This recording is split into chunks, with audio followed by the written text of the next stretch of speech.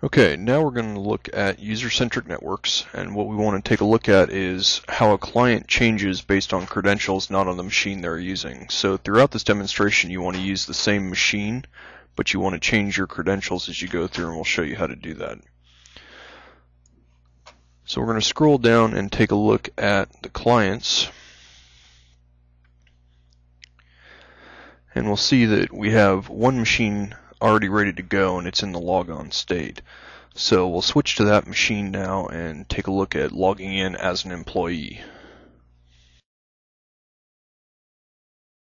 We're going to log into the client machine, and right now we don't have any credentials. We'll quickly just repair the adapter, and that'll force the adapter to hook back up to the wireless network and prompt us for credentials again.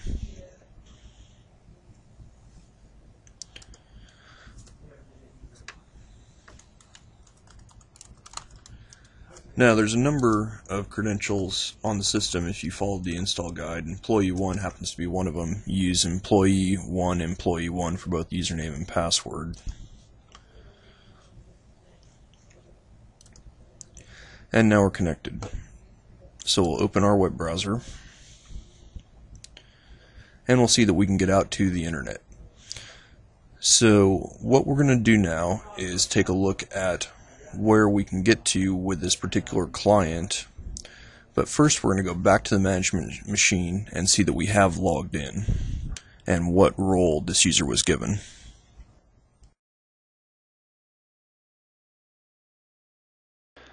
Back on the management station, we can now see that the employee is logged in. We see their username is employee 1. We see their user role, demo-employee. They're authenticated via 802.1x. The ESSID is demo-employee. Now we'll go back to the client machine and we'll take a look at the access rights that that user has. We've seen that they can get to the internet, but what other rights do they have in this particular role? As we've seen on the client, we can get to the internet. The other question now is, where else can we go? We're going to browse to the controller's web interface. Now what we need to notice here is that we're using HTTP when we do this. And we're able to get there. You'll also see that we were redirected to the SSL interface on the controller, HTTPS at the top. Now that becomes important later as we change roles and we get different access rights. Now we're going to connect to a different network. So we'll view our wireless networks and we see demo-guest. So now we'll connect to the demo-guest network. Now we're connected to demo-guest. What we'll see is that when we try to go out to the internet now, we're captured by the captive portal on the Aruba controller. What we're going to do is log in as the same employee 1, and then we will take a look at how that role changes on the other side.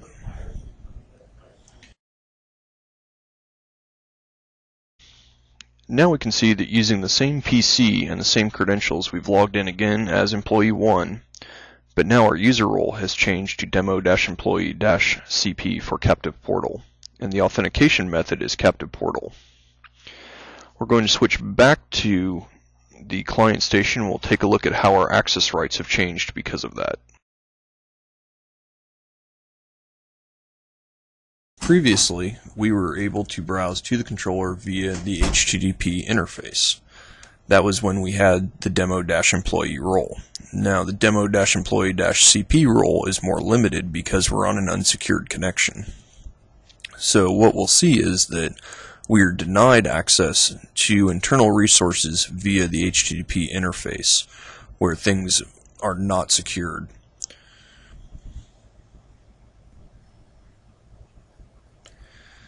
And our connection is denied.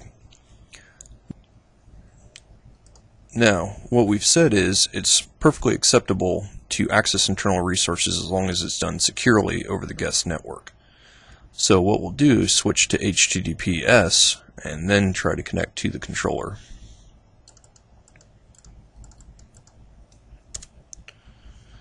And now we're allowed to connect to the controller.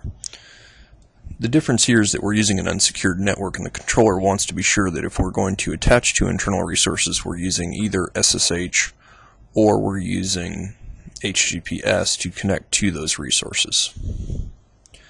We're going to switch back to the management station and disconnect this user so we can take a look at what it's like to log in as a guest user. Before we do that, we want to go ahead and go back out to a generic internet page.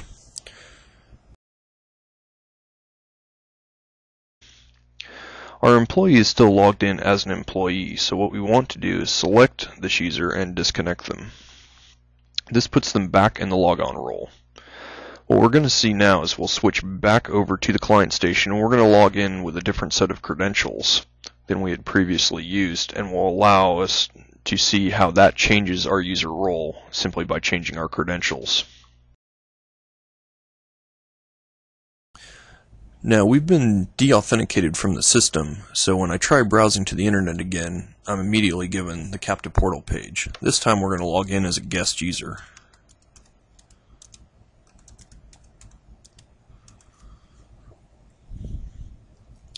Now, from our perspective at this point, nothing has actually changed. We're still getting our internet access. What we'll do is take a look at this user's role on the management station, and we'll talk briefly about the rights this user has.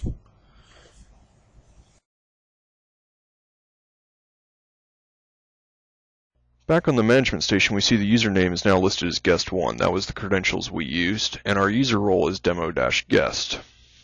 Our authentication method is still captive portal, and the ESSID is still demo-guest. Now, the demo-guest has been set up with a particular set of rules, and it mirrors very closely the rules that you would find on a normal guest user that comes standard on an Aruba system.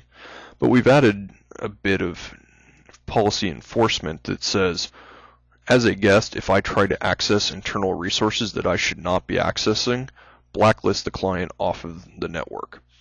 So what we'll do is do the same thing we've done previously, and that's try to browse to the controller's interface, and we'll see what happens to the client.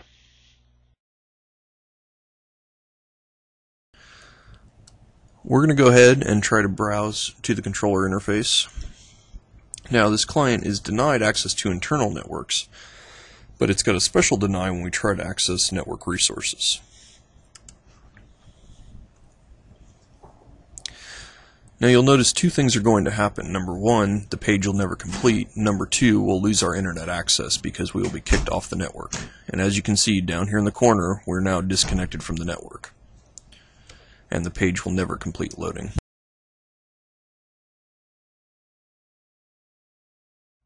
Back on the management station, we can see that the user is still authenticated essentially because they went through the authentication process. But if we look at this MAC address, and then come down to the blacklist clients section, we'll see that same MAC address, and the client has been blacklisted off the network. That means they're not going to be able to associate. This is a powerful demonstration tool because what it shows is that once an administrator sets policy on the network, that policy will be enforced without having to wait for a trap or take explicit action. As soon as the client violates the policy, the result is a blacklist. Now, this can be set up to any level you want, blocking all internal resources or only sensitive resources. It's all up to the user to determine what their policy is on the network. Remember that as your demonstration goes forward, you will need this client again, and you will not be able to use them until you remove them from the blacklist. Now, if they're off the blacklist, they'll be able to reassociate with the network. This ends the user-centric networks demonstration portion.